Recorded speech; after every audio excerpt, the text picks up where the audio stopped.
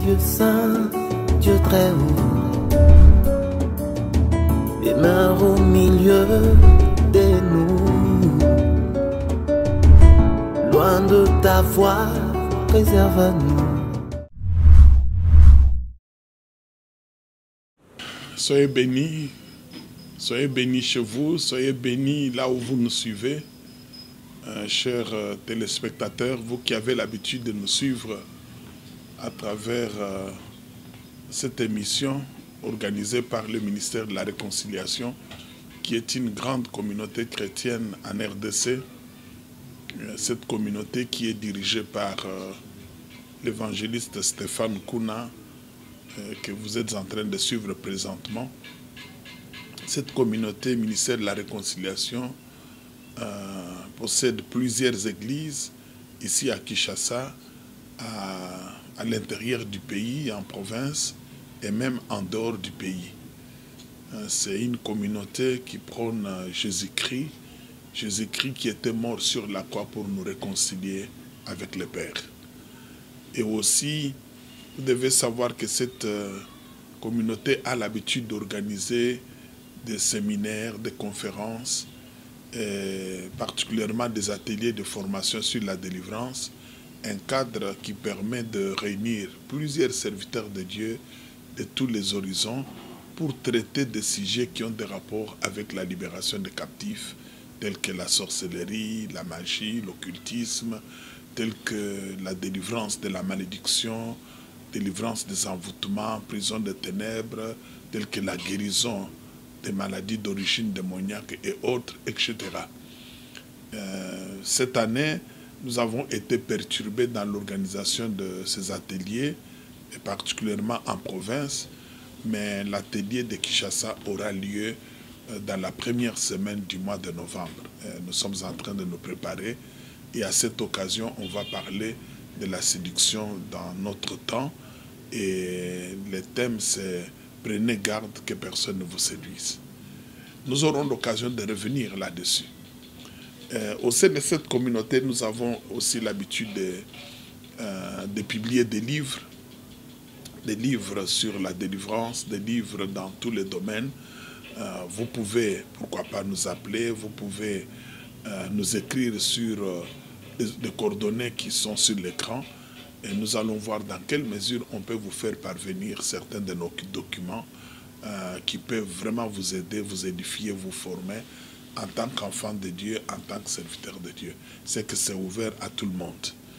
Et aussi, nous sommes disposés à conseiller, nous le faisons déjà. Nous remercions tous nos bien-aimés qui nous suivent de par le monde et qui ont pris l'habitude de nous appeler, soit pour partager avec nous leurs difficultés, leurs problèmes, les combats qu'ils sont en train de subir de la part du monde des ténèbres. Ils nous associent, nous prions pour eux. Nous avons prié pour plusieurs. Nous ne pouvons pas citer les noms, ce n'est pas dans nos habitudes, mais ils se reconnaissent.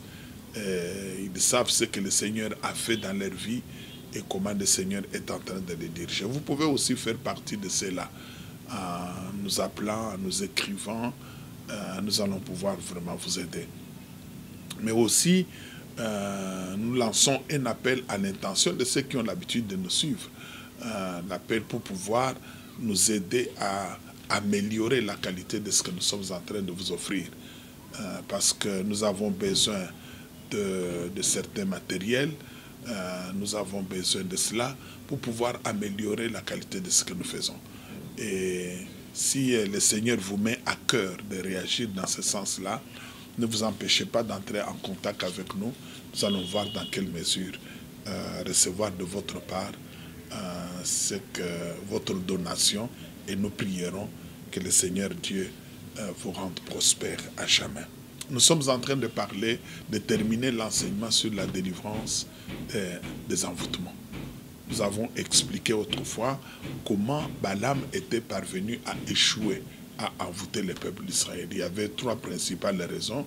Il y en avait plusieurs autres, mais trois principales que lui-même Balaam avait soulignées. La première raison, c'était la présence de Dieu dans le camp de son peuple. La seconde raison, c'était l'absence du péché. C'est qu'il n'y avait pas d'iniquité parmi le peuple d'Israël. Et la troisième raison, c'était la promesse. Israël marchait avec la promesse de Dieu. Et c'est comme ça qu'en vous expliquant ce que vous pouvez faire pour vous préserver de tout envoûtement, nous avons commencé tout d'abord par dire, vous devez rechercher la présence de Dieu dans votre vie. Et cette présence, vous n'allez pas la chercher ailleurs, mais c'est par la repentance et l'acceptation de Jésus-Christ comme votre seul Seigneur et Sauveur. Et la deuxième chose, vous devez vous débarrasser du mal, vous débarrasser du péché. Vous devez prendre la décision de renoncer à toute souillure. Parce qu'au fait, la souillure, le péché, quelle que soit sa forme, sa dimension, elle place une personne sous la position de faiblesse vis-à-vis du monde des ténèbres. Tout d'abord, elle brise la communion de l'homme avec Dieu et place la personne sous la domination de l'ennemi. Et l'ennemi, maintenant, peut faire n'importe quoi. Comme les envoûtements viennent avec les démons profitent de cela. C'est pourquoi vous verrez dans le texte que nous vous avions donné la fois passée, nombre 22, nombre 23, les deux chapitres-là, et on nous explique dans l'Apocalypse, lorsque Balaam a échoué d'envoûter le peuple d'Israël, qu'est-ce que Balaam a fait? Balaam a donné des conseils au roi Balak en lui disant, si tu veux les détruire, moi j'ai échoué parce que Dieu est au milieu d'eux, etc. Mais si toi tu veux réussir, envoie tes jeunes filles se livrer à l'immoralité sexuelle avec leurs fils, etc. Et en ce moment-là, la main de leur Dieu se retirera. Leur Dieu se retirera du milieu d'eux. Et lorsque tu vas t'engager dans les combats, tu vas les détruire. Et Balaam a écouté le conseil, a signé un décret royal autorisant à toutes les filles, à toutes les femmes d'aller se prostituer dans les camps d'Israël. Et elles sont parties plutôt, et elles se sont livrées à l'immoralité sexuelle, ont entraîné même le peuple de Dieu dans l'idolâtrie, etc. Il fallait qu'Israël se suie pour que la main de Dieu se retire et que le peuple soit détruit. En fait, vous lirez cela et vous allez comprendre qu'est-ce qui s'était passé par après. C'est ce que la Bible appelle la doctrine de Balaam. Les conseils que Balaam avait donnés au roi Balak. Bien-aimé, lorsque le monde des ténèbres a échoué de vous détruire en vous attaquant sur le plan spirituel, on va vous tendre des pièges. On va chercher à vous entraîner dans l'adultère, chercher à vous entraîner dans le péché, dans l'ivrognerie, dans les mensonges, dans la corruption. On va vous tendre des pièges, des petites choses. Et vous allez trouver que ça c'est normal, c'est pas grave, ainsi de suite. Mais vous ne savez pas que c'est le monde des ténèbres qui, sur le plan spirituel, vous a attaqué et n'a pas pu vous avoir et vous tend des pièges pour que vous détruisiez votre communion avec Dieu et que vous vous placiez sous la position de faiblesse vis-à-vis de ce monde des ténèbres, vis-à-vis des puissances des ténèbres, et afin qu'ils puissent vous avoir. Beaucoup de gens ont été détruits à cause de cela. Ils étaient chrétiens très engagés. Ils se donnaient au Seigneur. Ils étaient attachés à la parole de Dieu. Ils marchaient dans la sanctification. Mais lorsqu'on les a entraînés dans de mauvaises voies, c'était terminé. Le monde des ténèbres les a eus. En fait, c'est pourquoi le Seigneur nous a mis à cœur d'ajouter cette partie d'enseignement, comment se préserver des envoûtements, ou autrement dit, comment vivre de sorte qu'aucun envoûtement ne puisse vous atteindre. Un autre conseil que nous avions donné la fois passée, c'était s'attacher aux promesses de Dieu, s'attacher à la parole de Dieu. Parce que la parole de Dieu fait autorité. Lorsque le Seigneur Jésus-Christ a été attaqué par le diable, il lui a dit, il est écrit, il est écrit et il est écrit. Et le diable n'a pas pu l'avoir. Dieu veille sur sa parole pour l'accomplir. Et c'est comme ça que Balaam lui-même a dit, ce qu'il a dit ne l'accomplit-il pas? Ce qu'il a promis ne le réalise-t-il pas? C'est qu'il était incapable devant la parole de Dieu, devant la promesse de Dieu, de détruire le peuple d'Israël. De même, si vous êtes attaché à la parole, parce que c'est la parole de celui qui a tout pouvoir sur la terre, sous la terre et dans le lieu céleste. La parole du Dieu tout-puissant, de celui qui a appelé à l'existence ce qui n'existait pas. De celui auprès de qui tout est possible. Comment quelqu'un peut détruire cette parole? S'il détruit la parole, il détruit Dieu lui-même. Mais c'est impossible. Aucun sorcier, pas même le diable, ne peut le faire. C'est pourquoi il faut s'attacher à sa parole. Un autre conseil que nous pouvons vous donner pour vous préserver des envoûtements, c'est d'être simple, mais prudent.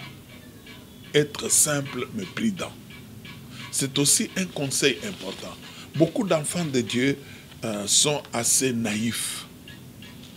Ils pensent que, du fait qu'ils ont un cœur qui n'est pas tourné vers le mal, parce que le Seigneur nous a interdit de faire du mal à quelqu'un, ils pensent que tous les hommes, toutes les personnes avec lesquelles ils vivent, ces gens-là ne peuvent pas leur faire du mal. C'est de la naïveté. C'est de la naïveté. Frère, nous sommes dans ce monde, mais nous ne sommes pas le monde. Et le monde ne peut pas nous porter à cœur. Si vous lisez, bien sûr, dans Matthieu chapitre 10, verset 16, Matthieu 10, verset 16, le Seigneur disait ceci à ses disciples. « Voici, je vous envoie comme des brebis au milieu des loups.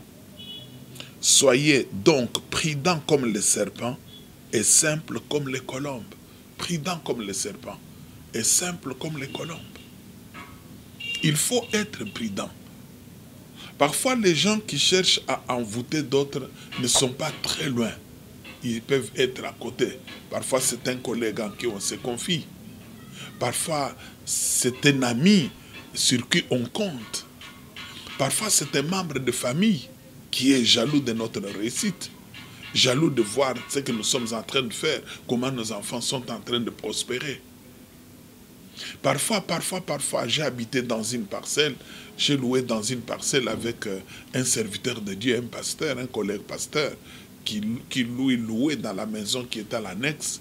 Et je venais d'entrer 2-3 mois, lorsque la bailleresse est arrivée, nous a jeté notre garantie et nous a sommé de sortir tout de suite de sa maison. Non, je vais récupérer ma maison, moi-même je vais habiter ici et tout ça, tout ça. Alors on était choqués, c'était à l'époque où trouver une maison à louer dans la ville comme Kinshasa, c'était difficile. Et comme je savais qu'il y avait un collègue juste dans mon dos, et ses collègues priaient avec cette maman dans la même église, je suis allé me plaindre auprès de ses collègues en lui faisant comprendre, écoutez, voyez ce que cette maman est en train de faire, et tout ça, tout ça. J'ai essayé de lui expliquer.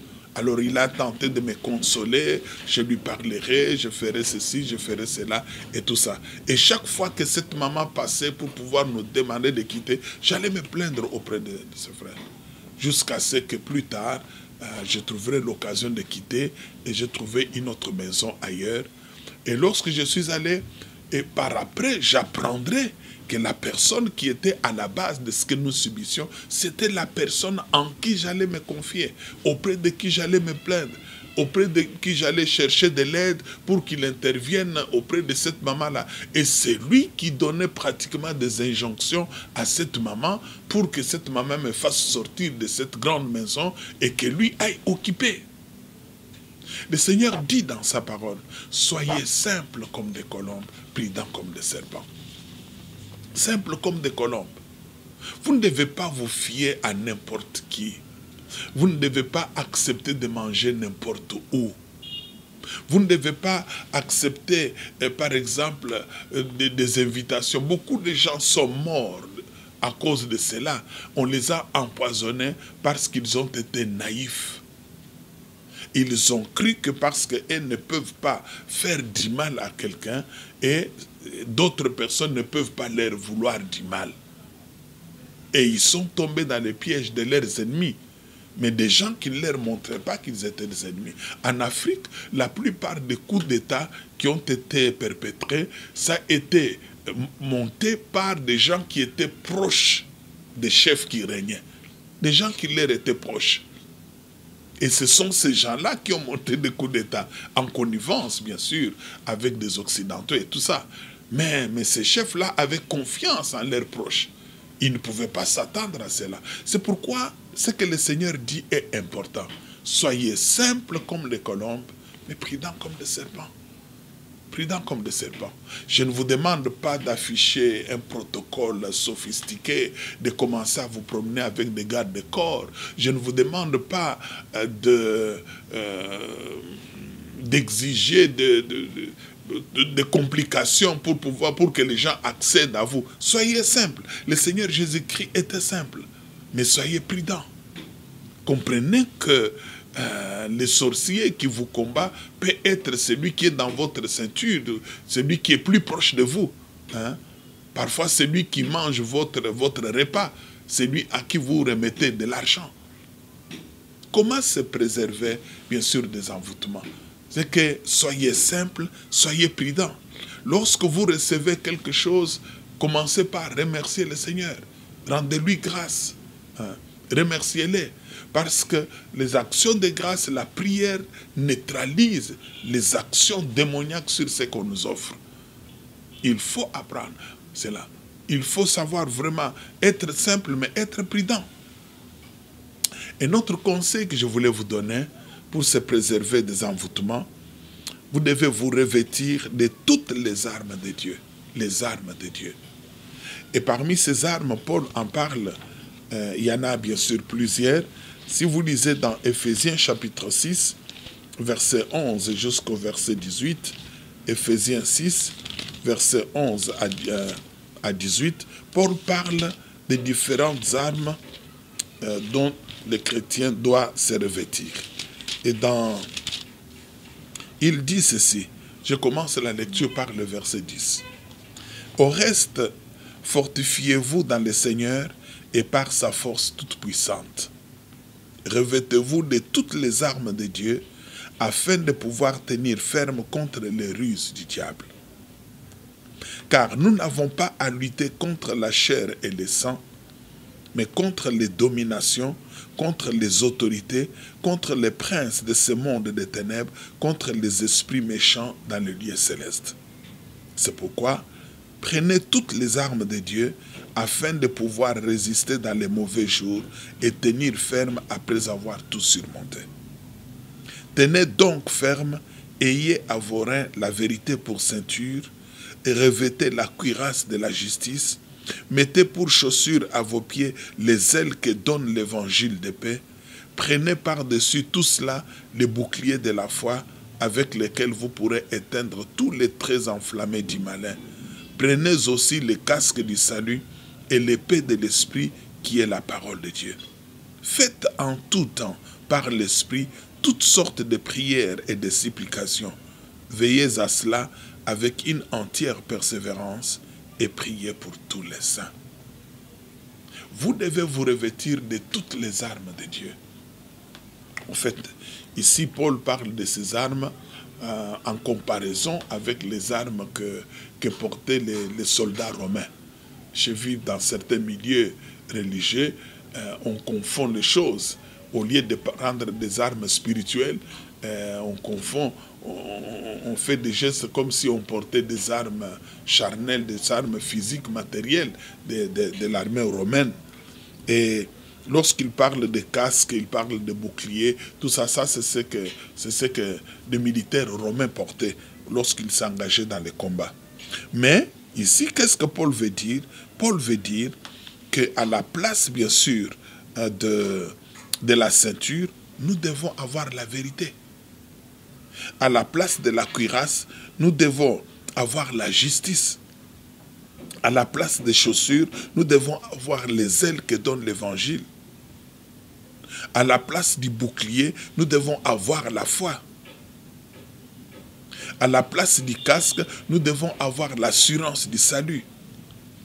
À la place de l'épée, nous devons avoir la parole de Dieu. Ce sont des armes spirituelles. Je demanderai à chaque enfant de Dieu qui nous suit présentement de faire une étude personnelle, de voir s'il a toutes ces armes dans sa vie. La vérité, la justice, les ailes pour l'évangile, la foi véritable et l'épée de l'esprit, c'est-à-dire la parole de Dieu. Et aussi s'il fait en tout temps par l'esprit toutes sortes de prières. Bien-aimés, cette attitude-là, ces armes spirituelles protègent quelqu'un. Ça nous protège contre les attaques du diable d'une façon générale, mais aussi ça nous protège particulièrement vis-à-vis des envoûtements, vis-à-vis de ce que le monde des ténèbres peut vouloir faire pour nous faire du mal, ou pour faire du mal aux nôtres, pour faire du mal, détruire tout ce que nous sommes en train de faire. Si vous prétendez être enfant de Dieu et que vous ne vivez pas selon la vérité, alors que la Bible nous dit que celui qui est né de Dieu, il marche dans la vérité, il parle selon la vérité.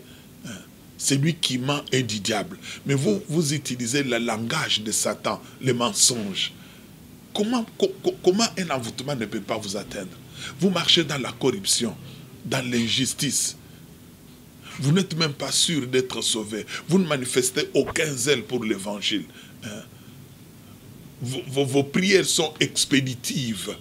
C'est des prières flash de 3-4 minutes, un point, un trait. Vous ne pouvez pas rester à genoux pendant autant de temps pour écouter le Seigneur et lui parler.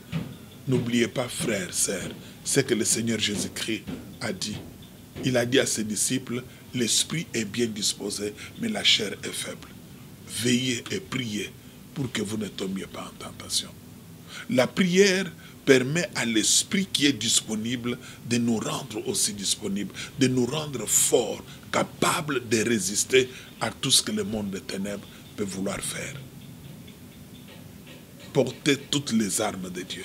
Un autre conseil pour se préserver des envoûtements, c'est d'entretenir l'intimité avec le Saint-Esprit.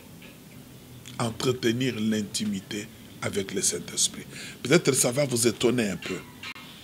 Lisons dans Ésaïe 59. Dans Ésaïe 59, verset 19, Ésaïe dit quelque chose d'important. Ésaïe 59, verset 19, il dit « On craindra le nom de l'Éternel depuis l'Occident et sa gloire depuis le soleil levant. Quand l'ennemi viendra comme un fleuve, l'Esprit de l'Éternel le mettra en fuite. » Quand l'ennemi viendra comme le fleuve, qui est-ce qui le mettra en fuite? C'est l'Esprit de l'Éternel. C'est le Saint-Esprit. Le Saint-Esprit ne nous a pas seulement été donné pour parler en langue, pour prophétiser. Le Saint-Esprit ne nous a pas été seulement donné pour que nous puissions prêcher avec puissance, avec gloire, ou accomplir des miracles. Mais le Saint-Esprit nous a été donné aussi pour nous protéger, pour nous préserver du mal. Et particulièrement pour nous préserver des attaques du monde des ténèbres. Le Saint-Esprit, c'est une personne, ce n'est pas une chose, ce n'est pas une simple puissance. Le Saint-Esprit, c'est une personne, le Saint-Esprit est Dieu. Lorsque le Seigneur dit, je me tiens à la porte et je frappe, si quelqu'un entend ma voix, m'ouvre la porte, j'entrerai chez lui, je souperai avec lui et lui avec moi. Par quel moyen il allait venir? Par quel moyen il vient? Ce n'est pas d'une manière matérielle, mais c'est par le Saint-Esprit. Lorsque nous nous repentons et nous l'acceptons comme Seigneur et Sauveur, il vient à nous par son Esprit. Il établit une intimité, une communion avec nous. Cette intimité, cette communion, nous devons l'entretenir. Nous devons l'entretenir en écoutant le Saint-Esprit, en obéissant au Saint-Esprit, en suivant les directives du Saint-Esprit. Nous devons l'entretenir en refusant de pécher contre le Saint-Esprit, en refusant de l'attrister, en refusant de l'éteindre, de l'outrager, en refusant de blasphémer contre lui. J'aimerais vous dire, le Saint-Esprit protège. Lorsque nous dormons, le Saint-Esprit, lui, ne dort jamais. Il ne dort jamais. Il protège tous ceux-là qui ont une bonne intimité avec lui. Ce ne sont pas des prières que nous faisons qui nous protègent. Il y a des gens, j'ai déjà écouté quelqu'un qui me disait, pasteur, ces jours-là, si je prie beaucoup, alors là, je dors sans problème. Mais si ces jours-là, je ne prie pas beaucoup, je dors vraiment, je suis dérangé, j'ai des cauchemars, j'ai des attaques et tout ça. C'est que la personne pense que c'est par ses propres efforts, parce qu'elle prie beaucoup et que maintenant, le monde des ténèbres s'éloigne, ainsi de suite. Non. Dans la Bible, Dieu dit, ce n'est ni par la force, ni par la puissance, mais c'est par mon esprit. C'est par mon esprit, c'est par l'esprit de Dieu. Lorsque nous sommes remplis de l'Esprit du Seigneur, l'Esprit nous environne, nous protège. Et ça va faire de sorte que même quelque chose qui a été envoûté, que nous tenons entre nos mains, du fait que nous les touchons avec le Saint-Esprit, cela est neutralisé. Les démons qui se tiennent derrière l'envoûtement prennent fuite. Et l'envoûtement n'a pas d'effet. Et c'est comme ça que ces gens-là, parfois lorsqu'ils viennent dans nos églises, cherchent à nous détruire, c'est eux-mêmes qui sont détruits. Il y en a beaucoup qui se sont convertis comme ça. On les avait envoyés avec la mission d'entraîner les serviteurs de Dieu dans le mal, dans le péché, de détruire l'église. Mais lorsqu'ils viennent, au lieu de le faire, c'est eux qui se convertissent. Pourquoi? Parce que le Saint-Esprit est à l'œuvre. Il est là en train de se mouvoir, en train d'agir. C'est le Saint-Esprit qui connaît qui est qui fait quoi. Et le Saint-Esprit, lorsqu'il découvre les dangers, souvent il nous avertit. C'est pourquoi l'obéissance au Saint-Esprit, l'intimité avec le Saint-Esprit commence par écouter le Saint-Esprit. Nous devons développer en nous cette écoute, parce que le Saint-Esprit est capable de nous avertir des dangers qui nous menacent, capable de nous orienter autrement, alors que nous avions voulu faire ceci ou cela. Il est capable de le faire. Ce n'est ni par la force, ni par la puissance, mais c'est par mon esprit. Je me souviens une fois, j'étais en train de prêcher dans une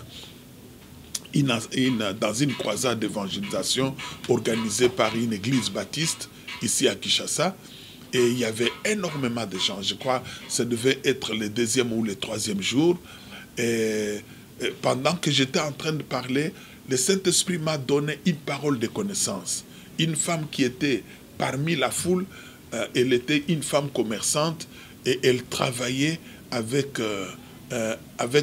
un esprit de serpent, c'est-à-dire elle avait des fétiches de serpents qui lui permettaient d'aller plus loin dans ses affaires.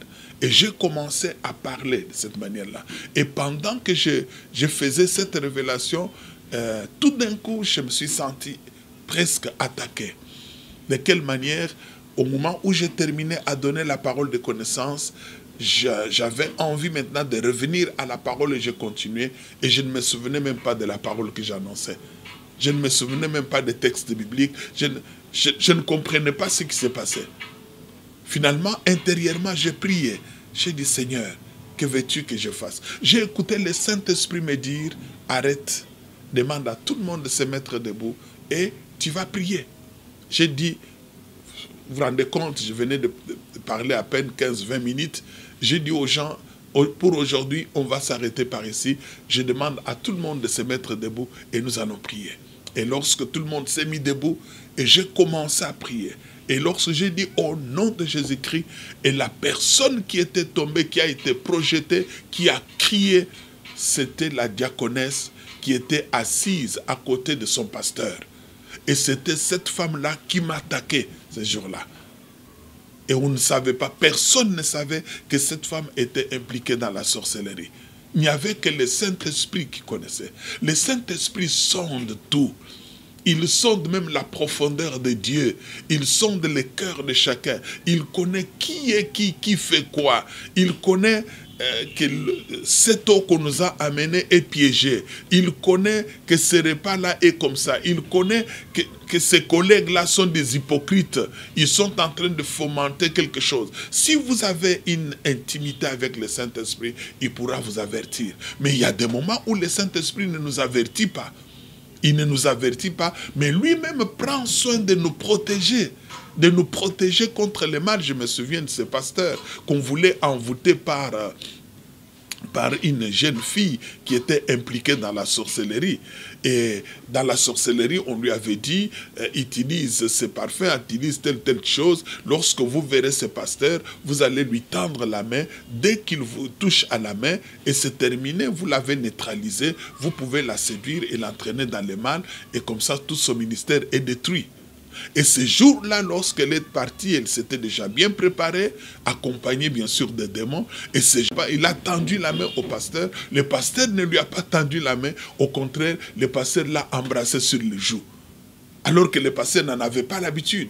Poussé par le Saint-Esprit, cet homme de Dieu a embrassé la sœur sur les joues. Et lorsqu'il l'a embrassé sur les joues, tout d'un coup, tous les démons ont pris fuite et la fille avait raté son coup et elle était obligée même de confesser le mal qu'il voulait faire à ce pasteur. Gloire au Seigneur. Le Saint-Esprit connaît. Le Saint-Esprit connaît chacun de tes enfants. Il connaît chacun de tes collègues.